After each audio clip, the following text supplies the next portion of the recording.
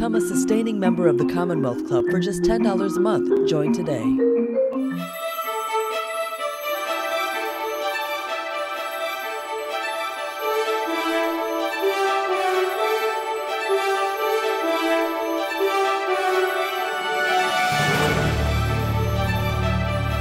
Hello and welcome. Thank you for joining us today for a lively, intimate discussion of the Judy Chicago Retrospective Exhibition, currently showing at the San Francisco Fine Arts Museum. My name is Robert Milton. I'm the co-chair for the member-led arts firm for the Commonwealth Club. I will be your moderator of today's talk. The presentation will be given by Victoria Kirby, who is a docent at the Fine Arts Museum in San Francisco. Her presentation will explore Chicago's full bodies of works from the early beginnings to her current works, which addresses mortality and environmental issues. Adding to the conversation, we have Deborah Reebok, a barrier visual artist, a photo philanthropist, and who gives talks on focusing on 20th and 21st century women artists. At the end of the program, we have time for Q&A, so have your questions ready. Thank you, Victoria, and thank you, Deborah, for joining us. How are you guys?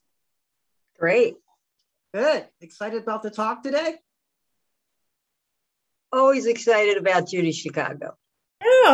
Yeah, I'm going to get rid of you all. There we are. So, okay. Victoria Kirby, and I'm a docent at the Fine Arts Museums, and hopefully you can see my first image. And I saw Judy Chicago's first, I would say, famous work, The Dinner Party, in 1979 at the Old Museum of Modern Art in San Francisco. And I was blown away. I was then surprised to see this photo many years later and realize she has done so many artworks exploring different motifs, subject matter, and media. She is far more than her iconic dinner party. I'll touch on some of them. She has also written many books. In this talk, I'll call her Judy until she changes her last name. During her 60-plus year career, she became respected and known in pop culture as an artist, writer, teacher, feminist, and humanist. But Judy has had a rocky reputation in the art world.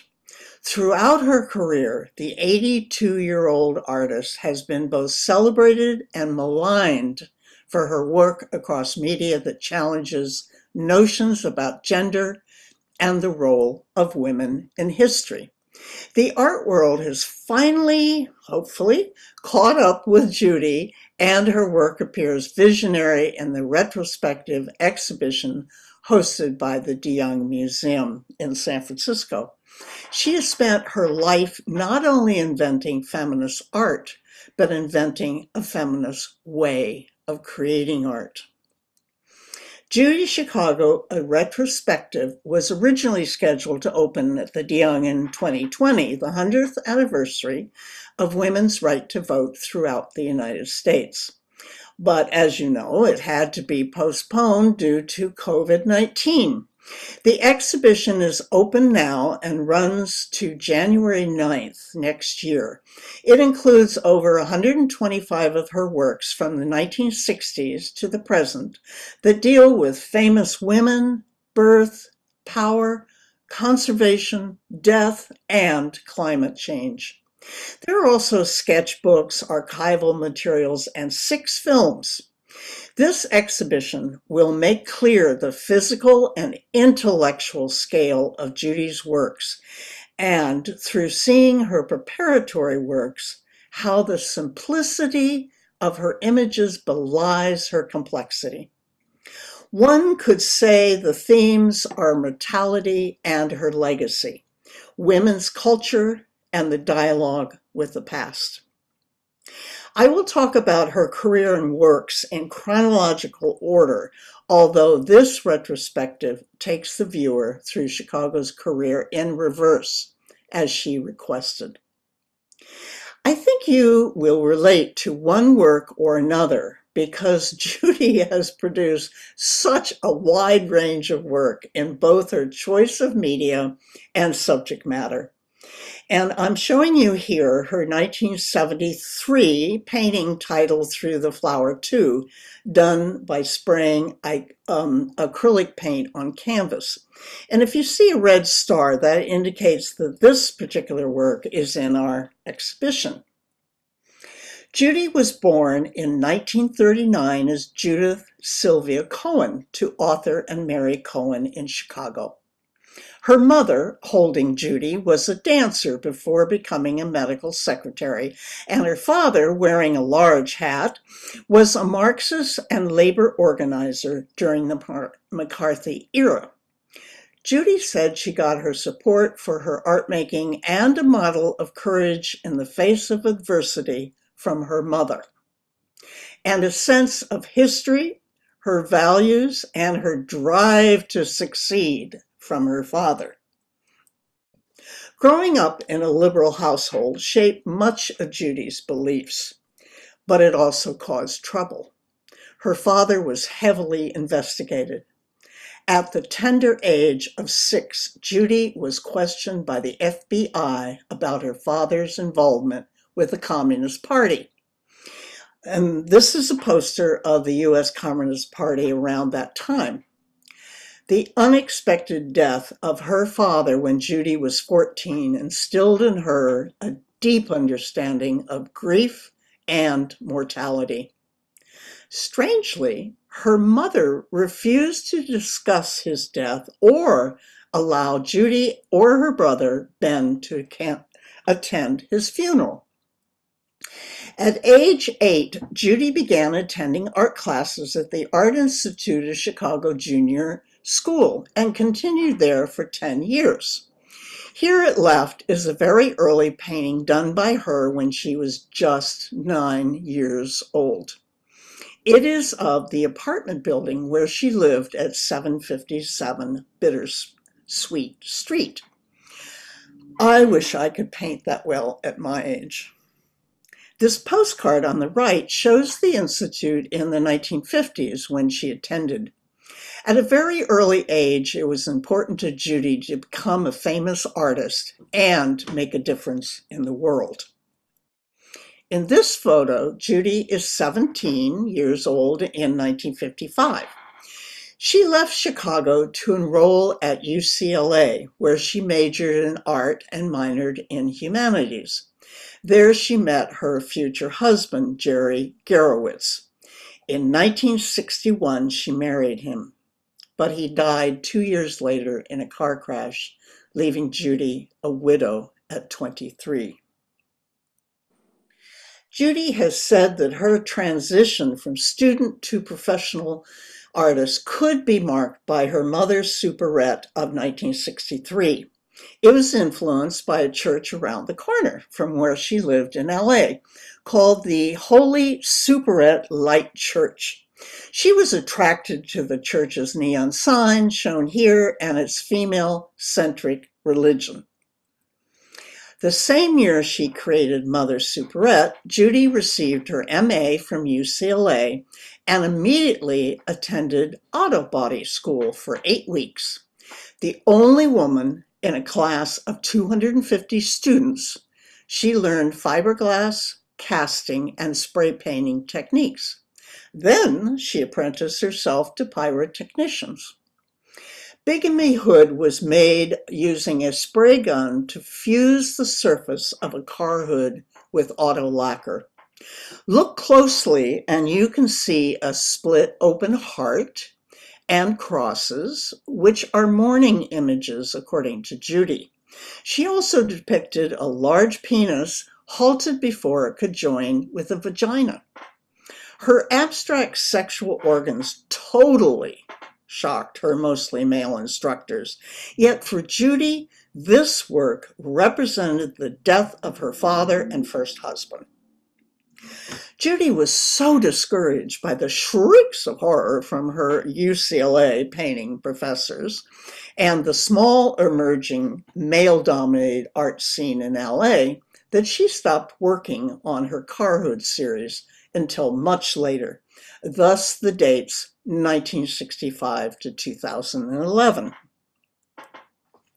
This birthhood was the first image of birth Judy ever did, and it led eventually to the Birth Project, which I'll talk about later. This work has been acquired by the Fine Arts Museums.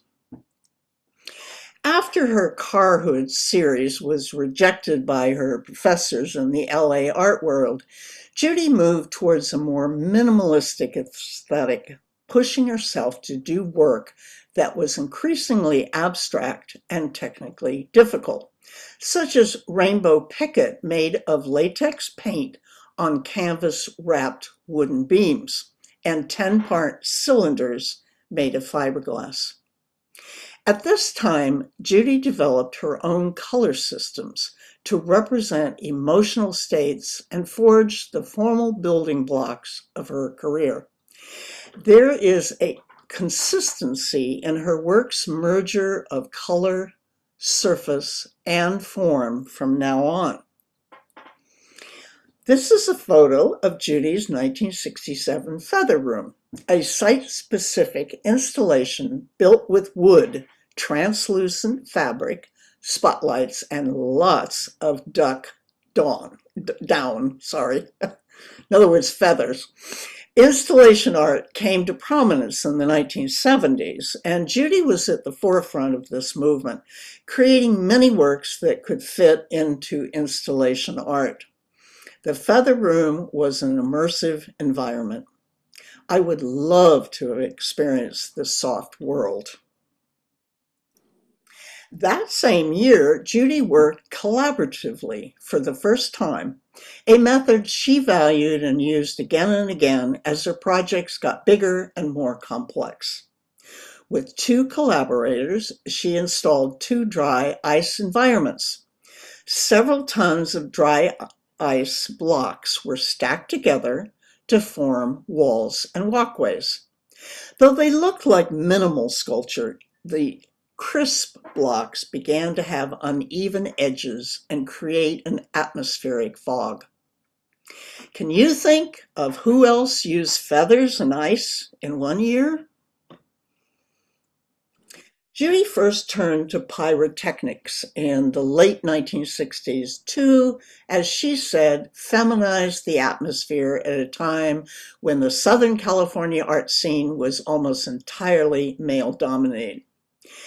This photo shows how she used smoke machines in 1968 to cloak a Pasadena street in a shroud of white mist. She recalled, and I quote, "It softened everything. There was a moment when the smoke began to clear, but a haze lingered, and the whole world was feminized, if only for a moment."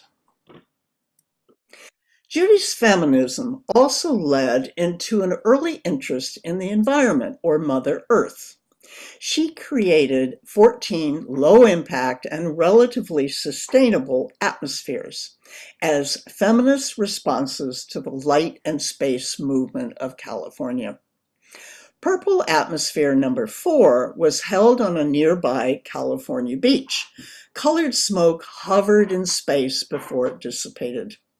Her atmospheres were an experiment in color and the elimination of detail in favor of blur and haze.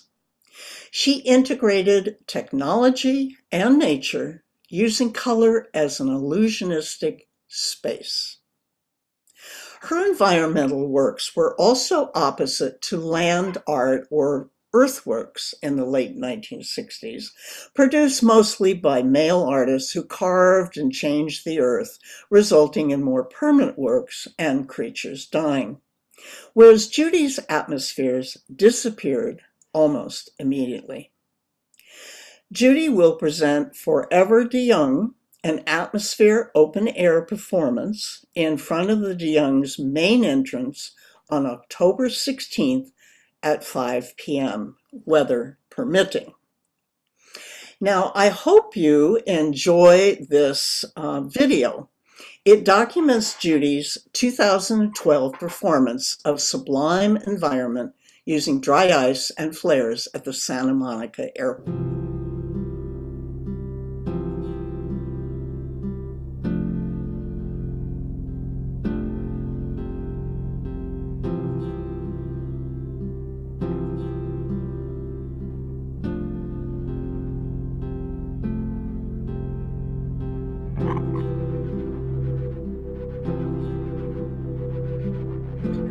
husband.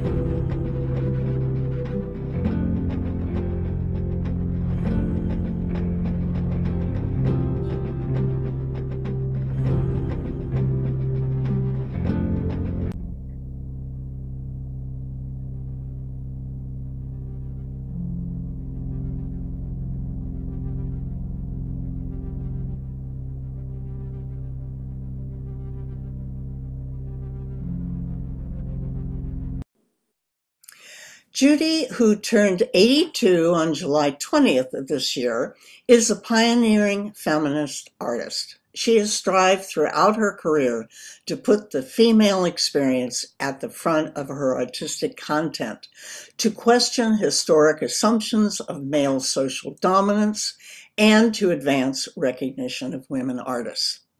I've mentioned feminism several times in relation to Judy and her work, and let's hear directly from her. People have accepted the media's idea of what feminism is, but that doesn't mean that it's right or true or real. Feminism is not monolithic. Within feminism, there is an array of opinions. Rather than distort her ideas to suit the male-dominated art world, Judy wanted to invent a new art world and a new way of being in it.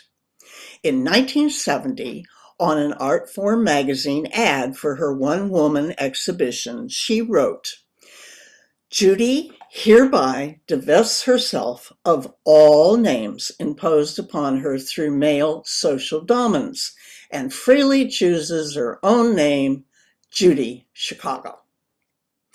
Perhaps Judy chose Chicago because her gallery owner had given her that nickname due to her strong Windy City accent, and the name suited her tough and aggressive stance. She was also born there, of course. Artforum's full-page ad also included Chicago's posing in the boxing ring where Muhammad Ali had once trained, a spoof on the brawny posters of LA male artists. In the 1970 ad, the gallery owner, Jack Glenn, posed as a manager at the left. A friend of Judy's, or Chicago, I should say, poses alongside her. Chicago's expression is confrontational and cocksure. In 2018, the New York Times cover recreated the scene with Chicago now leaning on the ropes. Chicago did a lot of research into women's history, including the practice of sati in India, where widows were forced to throw themselves into the flames of their husband's funeral fire, a ritual that was finally banned in 1861 by Queen Victoria. This iconic photo is of Chicago's Immolation No. 4 that took place in the California desert. Works like this were based on Chicago's concerns about war and the environment, as well as women's rituals and the worship of goddess figures. Chicago's teaching assistant at the time, Faith Wilding, with a gray tinted body, assumes the pose of Buddhist monks who set themselves alight protesting the Vietnam War. A Judy Chicago quote, "Do I wish we lived in a world where gender didn't figure so prominently? Of course. Do I even think about myself as a woman when I go to make art? Of course not." The lack of women's studies spurred Chicago to start a feminist program at Fresno State University in 1970, then moved it to CalArts in 1972, where she team taught with the pioneer of feminist art, Miriam Schapiro. Chicago and Schapiro created with their students Woman House, a collaborative installation that transformed an abandoned building into a house representative of women's experiences. Chicago explained about creating Woman House. The women had to do hard physical labor, using tools they knew nothing about, complete their projects by the opening date, work on a scale larger than most of them had ever tackled. Woman House opened to the public from January 30th to February 27, 1972. The age-old female activity of homemaking was taken to fantasy proportions. Woman House became the repository of the daydreams women have as they wash, bake, cook, clean, and iron their lives away. Counterclockwise is the wedding stairs, menstruation bathroom that Chicago made, the womb room, and the linen closet. There is a video of Woman House in our exhibition. Starting in 1973, she created Reincarnation, a series of abstract portraits called Great Ladies. This series led her to the dinner party. On the left is a reincarnation titled Georges Sand, the French writer of noble birth who chose a male pen name. Sand wore men's clothing without a permit in the 19th century. Also scandalous was Sand's smoking tobacco in public, as well as her many affairs. The most famous, perhaps, was with the musician Chopin. Judy added text in her own handwriting around the border to help educate the viewer as to the importance of this woman. She continued to use text as an educational tool. This text says, Georges Sand, 19th century writer, feminist, political activist.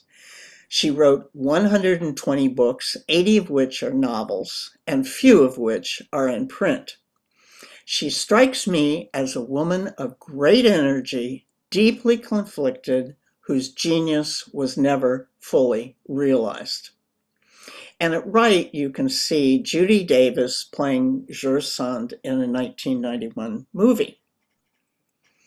Chicago gained her first fame with The Dinner Party, an enormous installation with a triangular table set for a feast for 39 mythical and historically important women. The monumental collaborative project used traditional women's crafts such as embroidery, needlepoint, and ceramics. Chicago sought to resuscitate women's history through this work, as well as comment on the role of women in a subtly humorous manner. Our exhibition has many preparatory works and a documentary video that show the process of creating the dinner party, as well as a video tour of the installation. When the dinner party opened in San Francisco's Museum of Modern Art in March of 1979, the lines were so long that the museum introduced time ticketing for the first time, and revenues were such that the gift shop acquired a new cash register, nicknaming it Judy. And it's amazing how many people that have listened to my talks had been there. So thus the lines, I guess.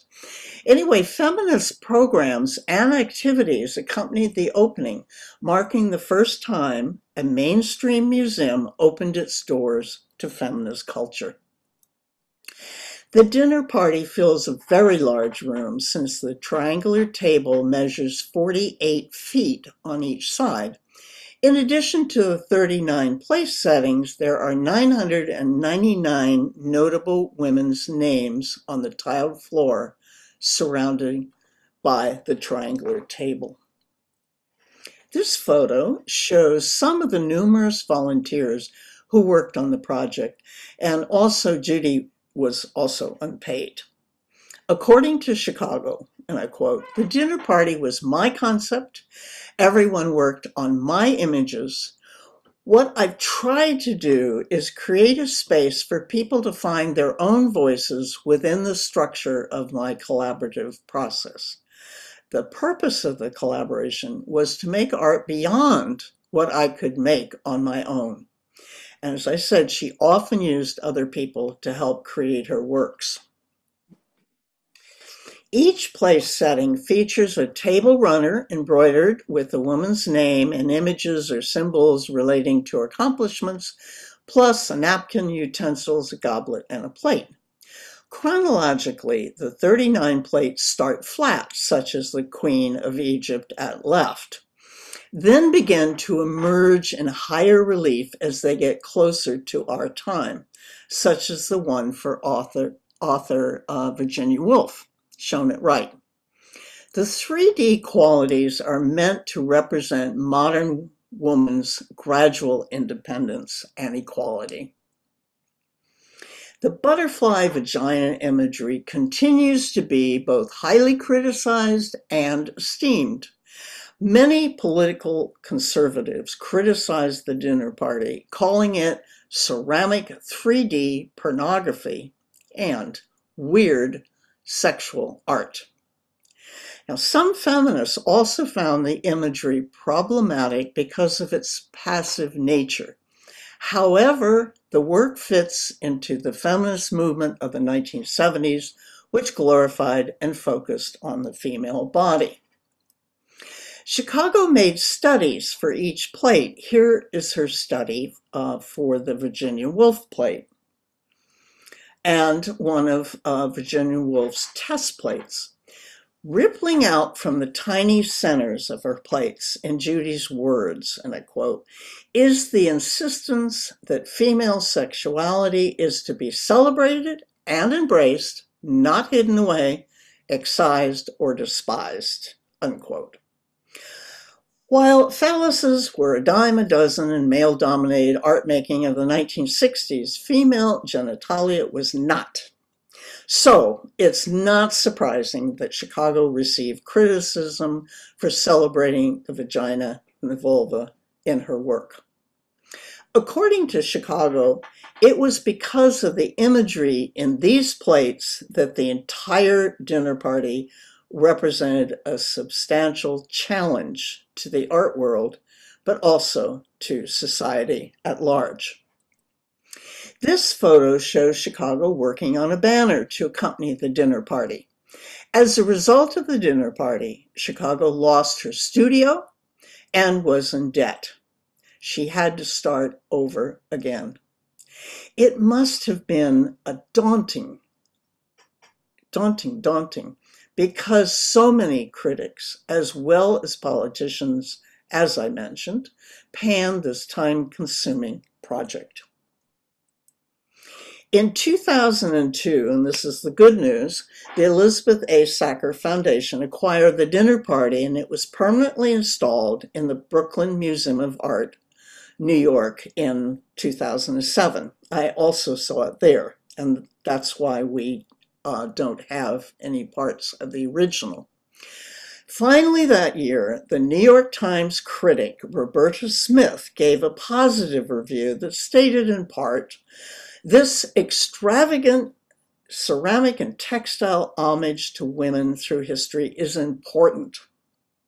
It's almost as much a part of American culture as Norman Rockwell, Walt Disney, WPA murals, and the AIDS quilt." Interesting. This was very different from Hilton Kramer's Times review in 1980 that called it crass and very bad art. Chicago made 4 goddesses in glazed porcelain and 5 in clay between 1975 and 77. There are many in the exhibition. Remember, I did say she made a wide variety of artworks in many different media. And now the Birth Project, which I said I would discuss. It contains 85 works that mark the culmination of years of research and talking to hundreds of women. It is a piece that fundamentally rethinks the very notion of authorship, because it is based on the many experiences of women, sources, and documents. Chicago created the designs, but left it up to the women to choose the type of needlework or weaving.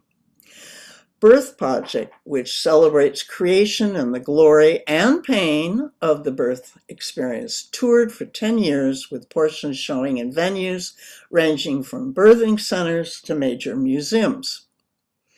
Prior to the Birth Project, few images of birth existed in Western art, at least from the female point of view.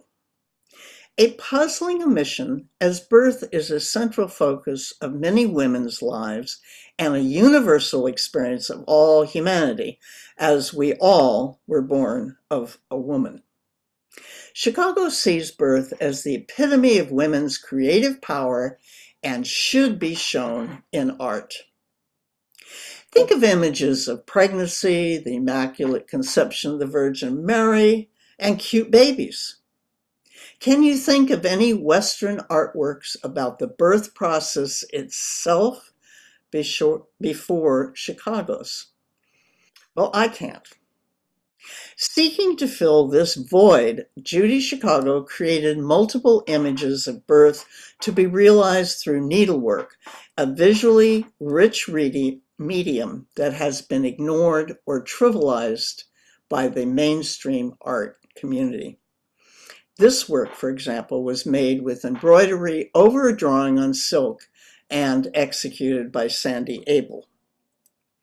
The crowning is needlepoint with overpainting on a canvas. This fine example of teamwork is now in our collection. The concept and design was by Chicago, needlepoint by Fran Lebonsky, and painting by Chicago with help from Linda Healy. Chicago famously stated, "If men had babies, there would be thousands of images of the crowning." While Fran was working on this needlepoint, she attached a border of bands commemorating the number of births each of her great-great-grandmothers experienced. Mother India has images both beautiful and horrifying. Each of the four corners feature images of the Taj Mahal, a bitterly ironic touch, considering that the woman for whom the mausoleum was built died at 37 while giving birth to her 14th child. A figure of Shiva is at the center, though his gender is changed to a very pregnant female with children all around her. Surrounding her are panels depicting arranged child marriage, the killing of female babies, and childbirth. Another panel shows a woman being forced to join her husband on his funeral pyre. Although this project is thematically connected to childbearing, Chicago never had children herself, saying that though she admired women who did, "There is no way on this earth I could have had children and the career I've had." Does she need the experience of childbirth to depict it? Have artists had to be crucified to depict that? Chicago's next project was Power Play, a series examining the social construct of masculinity in drawings, paintings, sculptures, weavings, cast paper, and bronze.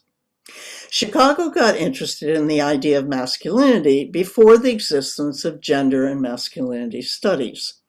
She went to the library and looked up gender, and the only thing that came up was women, as if only women have gender.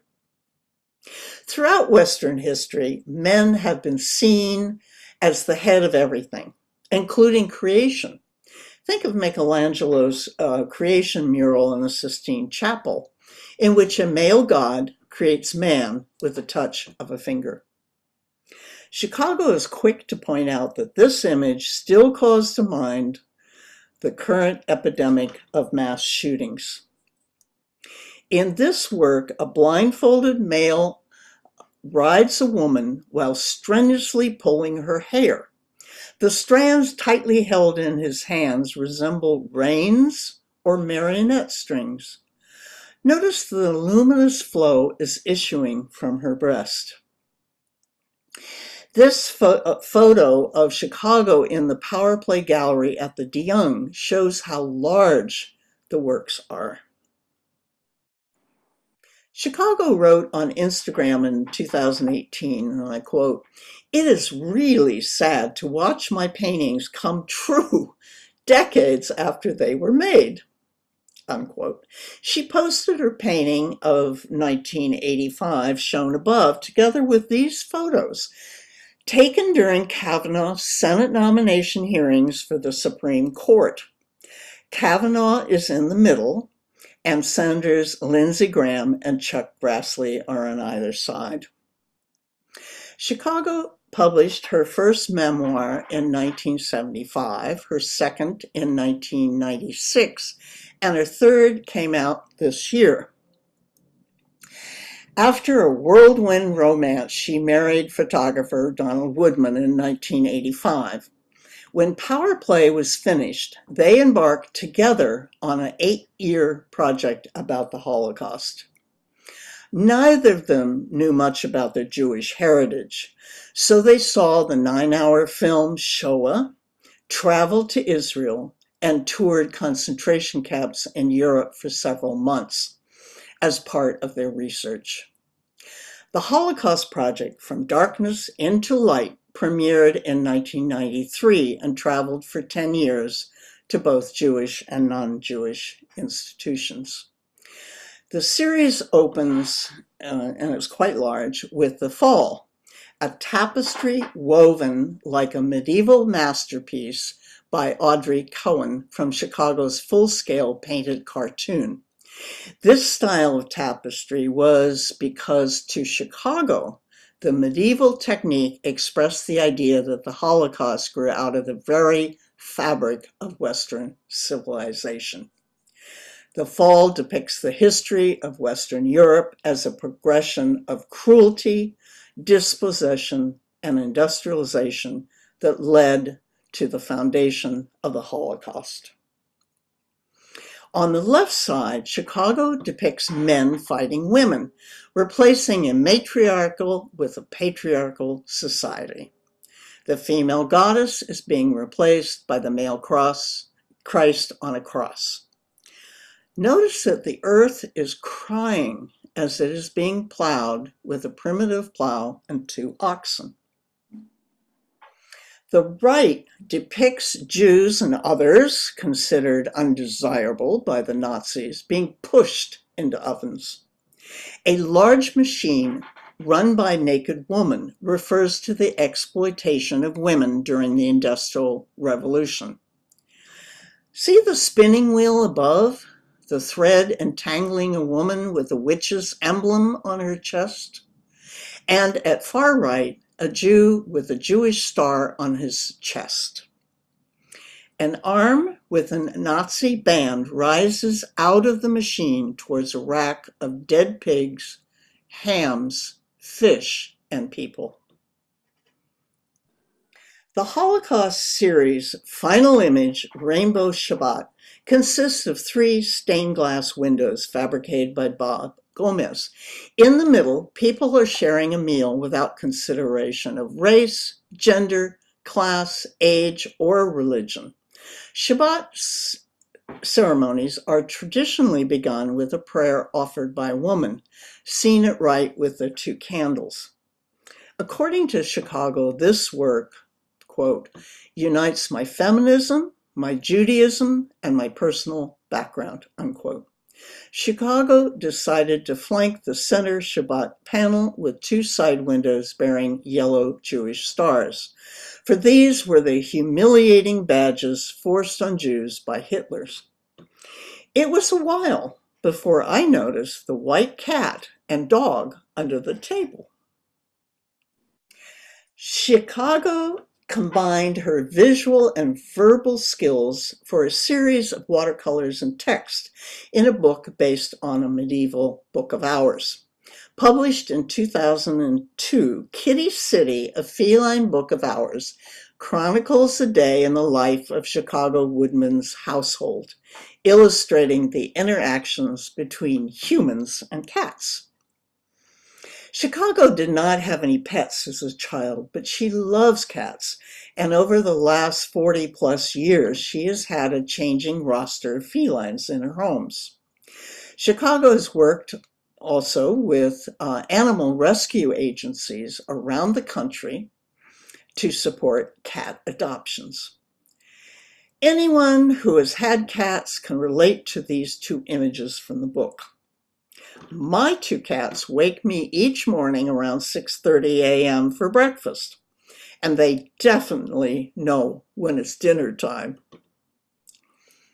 Among the most striking images are a series subtitled Metamorphosis, in which the artist combines her own face with one of her cats. Here is Judy and her cat Poppy. When Chicago wrote and illustrated the book Kitty City, she and her husband lived with these 6 cats pictured in the book. Chicago has built her career on pushing boundaries. Her series, The End, A Meditation on Death and Extinction, is no exception. The series of nearly 40 works is divided into 3 sections: Stages of Dying, Mortality, and Extinction. Chicago's wish was that this series open the exhibition so you will see it first when you visit the de Young. She has said, "My subject matter makes people uncomfortable. Starting with my latest work, visitors will have no choice but to confront my difficult subject matter immediately." Chicago tackled human mortality and species extinction by painting on porcelain and glass, as well as creating 2 large bronze sculptures, which are in our exhibit. The series is a reminder of the incredible range of mediums Chicago has used and transcended their traditional use. The second part of the series on mortality is painted on kiln-fired black glass. Chicago inscribed above her body, curled on a white cloud-like form, "Will I leave as I arrived?" Here Chicago depicts herself in bed with one of her cats, and the words above her, "Will I die in my own bed with my cat by my side?" She specifies the cat's name in white lettering on red, Petrie. Her thoughts and feelings are deeply personal, but they evoke fears and worries that are shared by all of us. This relief includes impressions or death masks of Chicago's own face and hands, of course, when she was alive. In the first 2 sections of The End, Chicago leaves space for ambiguity and interpretation, but in the Extinction section, she conveys a very clear message and purpose. Her art considers the death of the natural world and how we must change direction to save our planet. And you'll notice she has words. In this painting, she depicted rare and endangered orchids smuggled from the wild. In Collected, she wrote about the personalities of gorillas and depicts one caught and strapped onto a litter to be taken away from his family. On Stranded, Chicago wrote about the results of climate change and exploitation of the environment, while depicting a lone polar bear clinging to a small piece of ice. In 2020, Chicago designed the Female Divine set for a Dior fashion show. At 80, she pulled off a huge coup by planting a massive 225-foot-long and 45-foot-high inflatable temple to the Mother Goddess on the museum lawn of the male sculptor Rodin in Paris. She finally had the financial backing needed to construct this sculpture that she had envisioned years before. And one entered through a tastefully stylized vulva. Chicago jokingly said, "Everyone wants to go back to the womb." Inside the highly immersive installation, banners hung with questions about how the world would look if it was run by women. The curved ceiling was mauve and the carpeting and seating were lilac. Several of the banners are hung in our exhibition. See it left, or right, actually. The guests were invited to reconsider gender roles and the subsequent power relationships that determine the way society functions as a whole. All Chicago's projects exemplify her belief that artists must take a moral stand in their work. She has always had a different vision of making art that doesn't share the values of the art world, and therefore her work hasn't been accepted until possibly now.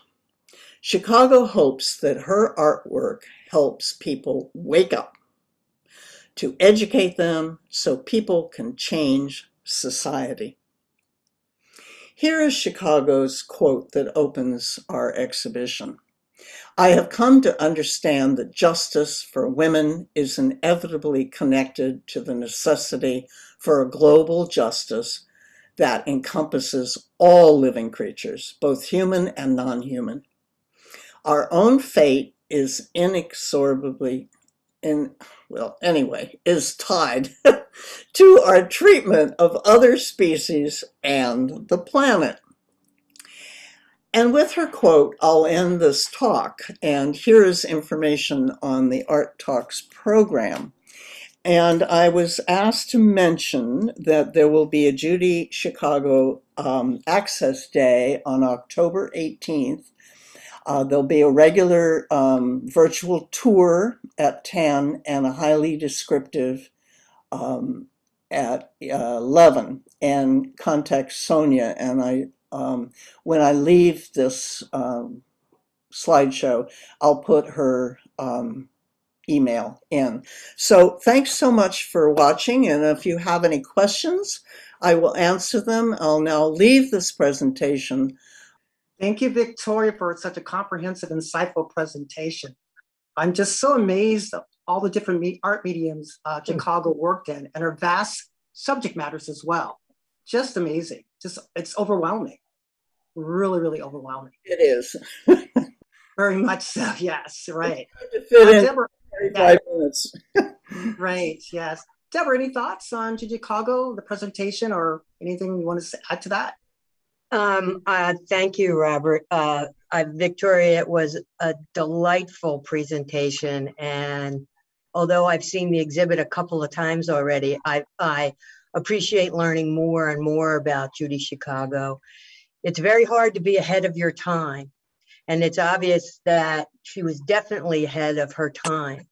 Her themes of the feminist voice being heard and recognized for our contributions, powerlessness and power, birth and creation, and the destruction of the environment is so relevant today.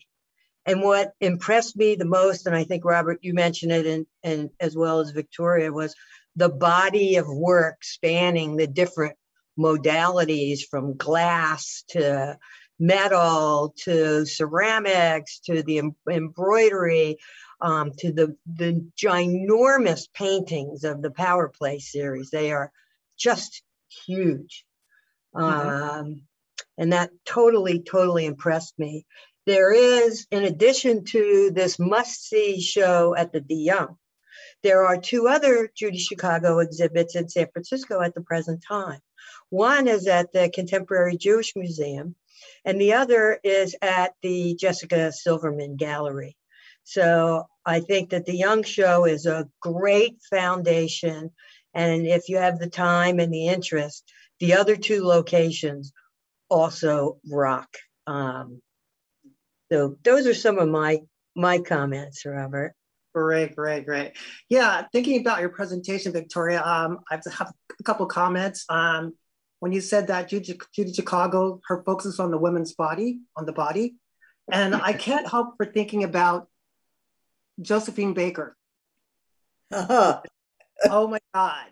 She was like this woman performer just on stage, just, just letting her body out there, sexual freedom, and it would be nice to like have paired Baker and Chicago together on a project, Yeah, she had to leave and go to Paris to do. Yes, right, exactly though, yeah. And the other thing is, I want to, go ahead. We have a question from the audience about the dinner party. So are there any details about the labor-intensive effort or execution of what was really life-changing art when it was presented at the Brooklyn Museum? Good question. Say the first part again. Certainly. Are there any details about the labor-intensive effort and no. execution, what really was quite life-changing art when it was at the Brooklyn Museum? No, there isn't. But in our exhibition, there is a movie that really goes into, how difficult it was for all these people to come together and their egos and their problems, and but there wasn't, as far as I remember, any of that in San Francisco. Okay, here's another question. It looks like Judy lost some important men in her life early in her life. Her father when she was 14, and then her husband. What additional impact do you think that has had? Well, I mean, as I said, she really understood mortality, and I think that pushed her,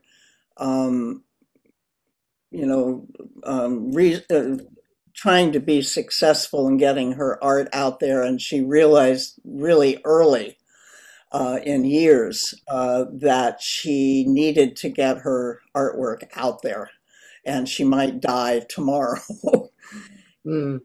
It was really, she was very close to her father, and the fact that he died and she couldn't even discuss it or go to his funeral and then her first husband. And I didn't mention, but she had a second husband, and the dinner party sort of made a rift between them. So Donald Woodman is her third husband. Third time's a charm. It is in her case, yeah. Third time's a charm. Can you comment a little bit more on the political atmosphere that she grew up in? The McCarthy era?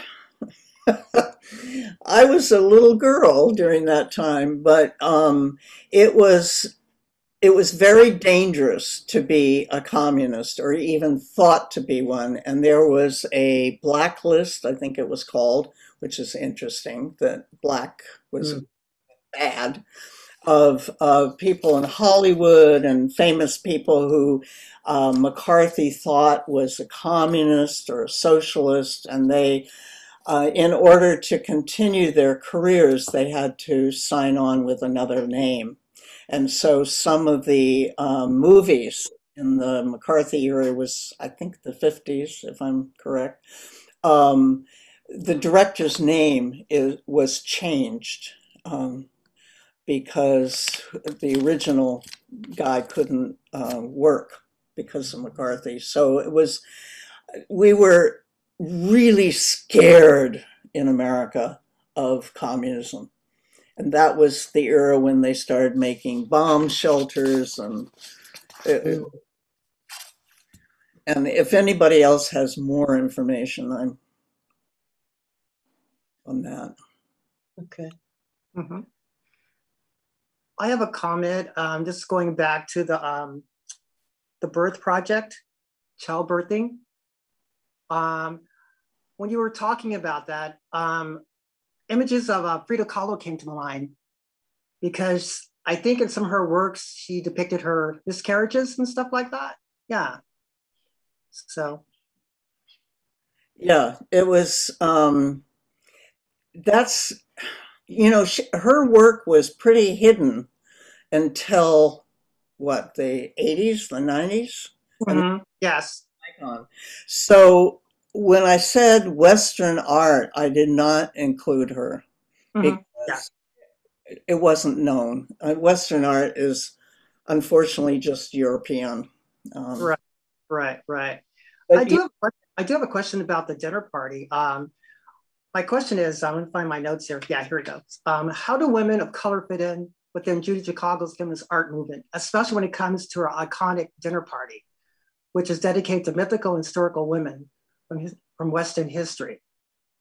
and no blacks. Yeah, well, let me add this to add this. Although she included one Black woman, there has been some criticism of the way she presented the one woman of color, Sojourner Truth, a free slave abolitionist and women's rights activist. And yeah, so do you know anything about that? Was that a plate or a name on the tile? Do you know? Because Yeah, so basically, Alice Walker actually saw the installation, and I can just read what Alice Walker said about it, her experience. Quote, here we go. I was gratified to learn that in the dinner party, there was a place set, as it were, for Black women. The illumination came when I stood in front of it. All the other plates are creatively imagined vaginas. The Sojourner Truth plate is the only one in the collection that shows, instead of a vagina, a face. In fact, 3 faces. It occurred to me that perhaps white women feminists, no less than white women generally, cannot imagine the Black woman having vaginas. Interesting. So maybe the attitudes about the Black body, perhaps, that she's trying to get at or something. Yeah. Yeah. Well, we discussed this, Robert, earlier. At that time, all the researchers, and there were some men, and I think they were all white, women and men. Anyway, they went to libraries, and at that time, there wasn't that much. I'm really surprised because when you think about the Harlem Renaissance, there's a lot written about those, writers and performers and artists, and there was Josephine Baker, very interesting. I don't know, just brought that up, just something to chew on. Well, I went to the Black bookstore years ago, bought a history of Black performers, and it was, if I'm correct, I mean, it wasn't published until the 80s. So I don't know, Yeah. later, definitely, for instance, in the fall, the Shabbat, there is, a Black person. There's an Arab. Right. A Chinese man, I think, or an Asian. My memory serves me. So, yeah, we white women were behind the times for a long time. A long time. But I'll have to look up that Sojourner Truth plate. Yeah. I ran across that just recently. Yeah. Right. Deborah, anything else you want to add? No, I think this has been a very informative session. I do think Victoria has a point on the focus on feminism first started with white women and women of color, all colors, right, have finally started to reclaim the land, so to speak, that has been lost. And in the Rainbow Shabbat, there is diversity there, but you're right about the Sojourner Truth plate, because I remembered looking at that going, wow, it's flat, and everything else had, for the most part, from that time frame, was elevated and had more of a 3D kind of a look. But it's a phenomenal show. Mhm. Maybe the Sojourner Truth was flat to indicate that she didn't have independence and equality, even though she was later in time than the Queen of Egypt, you know. Mhm. Could Perhaps, be. yeah. Yeah. Mhm. Yeah, yeah, right. Well, I want to thank you both, Victoria and Deborah, for today's discussion on Judy Chicago. I now have a better understanding about Chicago's life, her art, and her activism. I can't wait to see the exhibition. I haven't seen it yet, but I'm definitely going to see it. And for our viewing audience, I hope Victoria's presentation entices you to see it too. The exhibition runs through, I believe, to January 9th, I believe, at the De Young Museum. Right. Well, thank you all for joining us. And my name is Robert Milton. And until next time, be well.